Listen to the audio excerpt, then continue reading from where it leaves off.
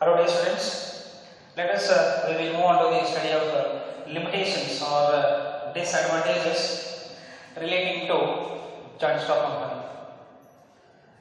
You know very well what are the advantages. After that we will study or discuss the limitations. The first one is complexity in formation. Yes, definitely it is 100% sure that when we compare it to sole proprietorship, because formation is so easy, and when we compare it to joint in the family business, because that business is carried on the past 10 years or 20 years, okay, his ancestors, okay, his grandfathers, okay, or great grandfathers carried on such business. There is no problem at all. And when we compare to partnership or form of business organization also, okay, minimum 2 members are required for a formation of a partnership business. Okay, a legal agreement is necessary for a formation of a company, and a partnership deed, a document we call it as partnership deed, that is also necessary. But when we compare it to joint stock company, the formation of a company is so expensive and time consuming, and there are so many legal documentation is required, and there are so many legal provisions. It means compliance with the provisions of the Companies Act 2013. ಅಂದ್ರೆ 2013ರ ಕಾಯ್ದೆ ಪ್ರಕಾರ ಸಾಕಷ್ಟು ಪ್ರೊಸೀಜರ್ಸ್ಗಳನ್ನು follow ಮಾಡಬೇಕಾಗ್ತದೆ. ಅಲ್ಲಿ documentation is not so easy, because we have to have experts, okay, expert knowledge in the documentation in terms of law. So that's why it's so difficult. It means one clip of battery, it is time consuming, okay. There are so many steps are involved to get registration of that company under the registrar of the companies, and more expensive, and also it is highly difficult to raise the required minimum subscription from the public, authorized capital, subscribed, called up and paid up capital. We should concentrate on also such okay things also. We have to have one receiving bankers, we call it as merchant bankers. We have to appoint one bank for the activities relating to the purchase and the sale of the securities of that company. So it is so difficult for the formation of a joint stock company. Then the second one, lack of a secrecy. Yes, this will be possible in case of a sole proprietorship, and this will be possible in case of a joint into family business, and it is not possible in case of a partnership and cooperative society. And in this case also, the secrecy, the maintenance of information of a company secretly is not possible, because the Companies Act requires each public company or each company is required to furnish the information from time to time to the registrar of the companies. ಅಂದ್ರೆ ಈ ಕಂಪನಿಗಳು ಏನಪ್ಪಾ ಅಂತಂದ್ರೆ, ಅದು ಯಾವುದೇ company ಇರ್ಬೋದು, joint stock company ಅಂತ ಬಂದಾಗ as per the provisions of the act and as per the registrar of the companies, each company must furnish the detailed information from time to time to the registrar of the companies. And one more thing, whatever the information furnished to the registrar of the companies, such informations are also made available to the general public.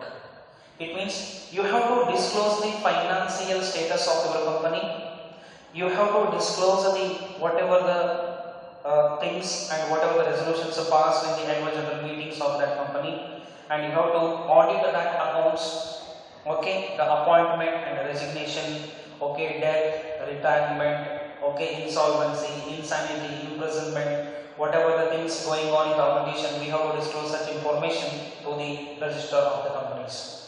So it is not possible to maintain a secrecy of the informations. So it is difficult to maintain the secrecy of the information, because one thing you must remember here, the general public, okay, the general public are the owner of that company, because the persons, those who purchase the shares of the company, then such a person become the shareholders of that company, and also the shareholders are the owner of that company. It means every shareholders wants to know what is going on in the company. It means they want to see the financial status of that company. Take an example. Suppose I purchased the shares of IBM, Wipro, TCS, okay, Tata Consultancy, any company shares you can purchase. When you purchase the shares of that company, you become the shareholder of that company. Then it means you have that rights to know the financial status. I think you know very well the information. ನೀವು ಯಾವಾಗರ ಈಗ Google ದೊಳಗೆ ಏನಪ್ಪ ಅಂತಂದ್ರೆ financial status or financial position of Wipro, TCS, okay, Reliance ಹೊಡಿರಿ, ಟಾಟಾ ಕನ್ಸಲ್ಟೆನ್ಸಿ ಹೊಡ್ರಿ, okay, TCS ಹೊಡ್ರಿ, JP Morgan ಹೊಡ್ರಿ, okay, mention N D and Y ಬೇಕಾದ ಕಂಪ್ನಿ ತಗೊಳ್ರಿ ನೀವು. ಆ ಇನ್ಫಾರ್ಮೇಶನ್ಸ್ ಏನಿದೆಲ್ಲ they have to made available to the general public. So it is not possible in case of a joint stock company. Then the third one is impersonal work environment. Yes, obviously, because of two things, this becomes a disadvantage for the company. There is no personal work environment in the company, impersonal work environment, because first one, the first thing is separation of ownership from the company.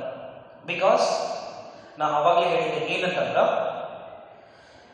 the company is considered as, the company is treated as, or the company has its own legal status independent of its members.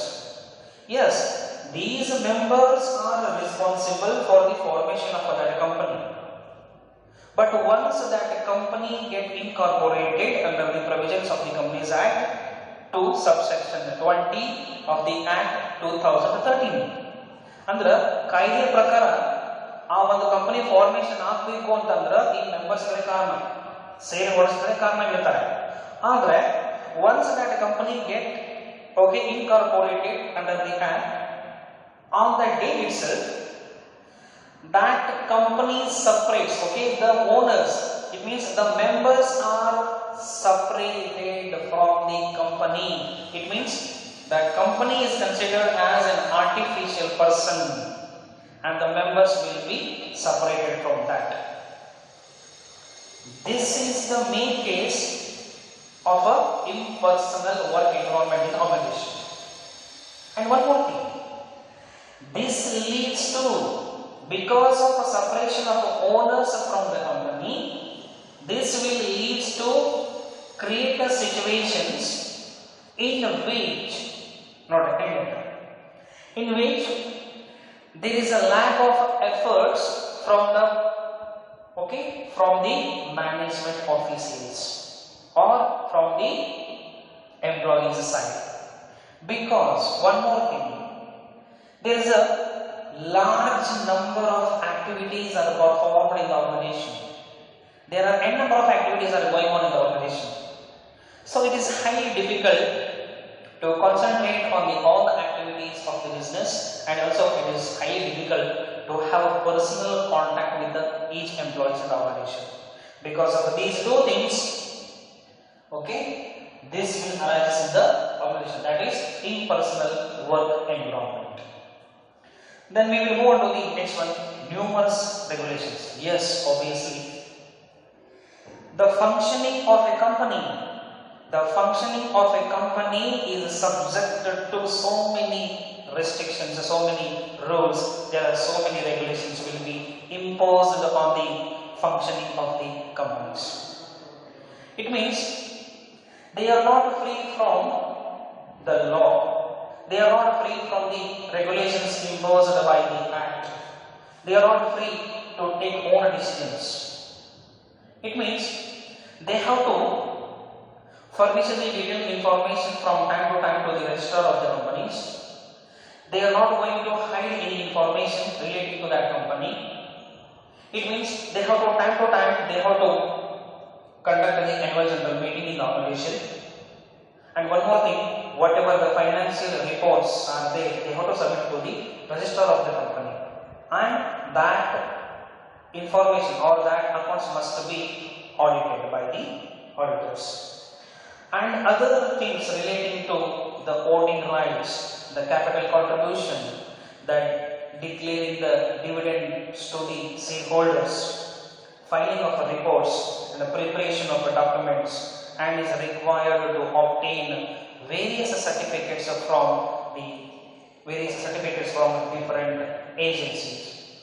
It means this company should get the certificate from the first one is SEBI.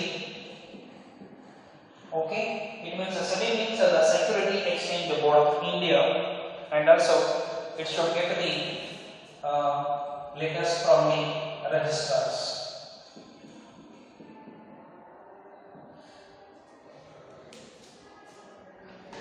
And this will reduce the freedom of operations of the company, and it will take away a lot of time and effort and money also. Then we will move on to the next one, delay in the decision making. Yes, obviously, companies are democratically managed. Yes, obviously, the companies are democratically managed through the board of directors. It means the board of directors are responsible for the smooth functioning of the organizations. It means all the departments like top level management, middle level management, and lower level management are the responsible for the board of directors. These departments are responsible to the board of directors. It means there may be chances if a lower level management needs any approval from the top level management.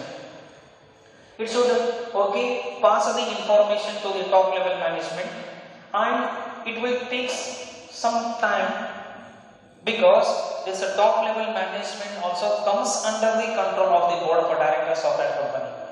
Andre, board of directors are the chief managing body of that company. Andre, the board of directors are directly responsible for the success and failure of that business.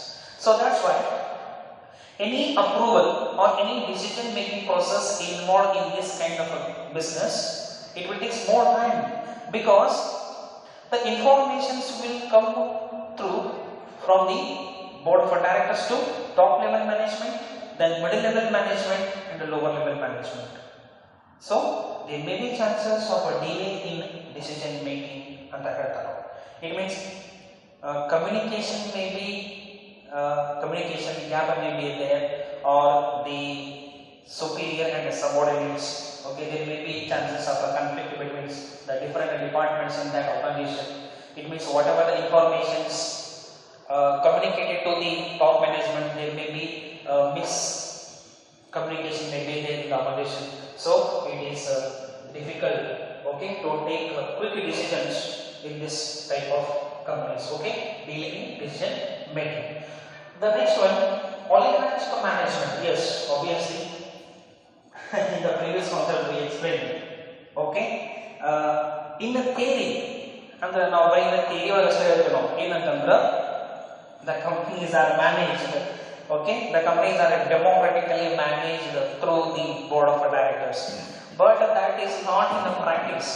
In the theory, we say that the company's activities are democratically managed by the board of directors, but where in some institutions, wherein the board of directors are the representative of the shareholders, who are the owners, but it is not possible for all the shareholders to participate in the annual general meeting, and it is not possible for all the shareholders, okay, they have to participate in the decision making process in the organization, because these shareholders are spread all over the country. It means now shareholders ಏನಪ್ಪಾ ಅಂತಂದ್ರೆ ಈಗ ಬೆಂಗಳೂರು ಒಳಗಡೆ ಒಂದು company ಇದೆಯಪ್ಪ ಅಂತಂದ್ರೆ ಬೆಂಗಳೂರು ಒಳಗೆ ಇರತಕ್ಕಂಥವರೇ ಖರೀದಿ ಮಾಡಬೇಕಂತ ಏನೂ ಇಲ್ಲ. ಬೇರೆ ಸ್ಟೇಟ್ದವರು ಖರೀದಿ ಮಾಡಬಹುದು, ಬೇರೆ ದೇಶದವರು ಕೂಡ ಏನಪ್ಪಾ ಅಂತಂದ್ರೆ ಆ ಕಂಪನಿಯ ಶೇರುಗಳನ್ನು ಖರೀದಿ ಮಾಡಬಹುದು. It means a very few percentage of the shareholders may attend the meeting attend the annual general meeting of the company. Only a few percentage of shareholders may participate in the decision making process. So these shareholders have a minimal influence on the control of the activities. In such a moment, these board of directors have a full authority. It means they are using that powers in their own interest. Note, whatever the decision making authority and whatever the powers they enjoyed by the board of directors, there may be chances the personal interest may be there in the decision making process. If whatever the decisions taken by the board of directors, there may be chances the conflicts or that the decision is not supported by the shareholders. On such a moment, there is no option at all for the shareholders. They simply, they don't want to continue in the company. Then the simple way is sell those shares to in the market and exit from that company. That is the only one option is available for the shareholders. So it means the dissatisfied shareholders. The dissatisfied shareholders, it means whatever the decisions taken by the board of directors, if they are not satisfied with that decision, then there is no option for the shareholders. There is only one option, yes, they come out from such organization. That is only one option is available. Then we will move to the last one, conflict in interest. Yes, there may be a conflict of interest amongst various stakeholders of a company. The employees, shareholders, board of directors. For example, there may be chances. What are the conflicts? Take an example of employees. Always employees wants to get higher salaries what they work in the organization. That is one conflict. And the another conflict is the customers. Whatever the product we produce and whatever the services we provide to the customers, obviously customers wants to get good quality of a services or good quality of a product with a minimum cost. That is another conflict. And the shareholders wants to get maximum rate of a dividend on their investments. This is the third conflict among the shareholders. And the fourth conflict is the decision making process, because only a few elected members are going to take the decisions of that company, because those persons are elected by ourselves. We are elected those persons, but they are not taking the decisions by considering all the members of that organization. They are taking decisions with respect to or with a personal interest. These are the conflicts will arises in the organizations. And also one more thing, and it is not possible for the board of directors also to satisfy all the needs and wants of all these areas. So after this explanation, the merits and limitations of a joint stock company will end, and in the next class I am going to start with the types of companies. Thank you.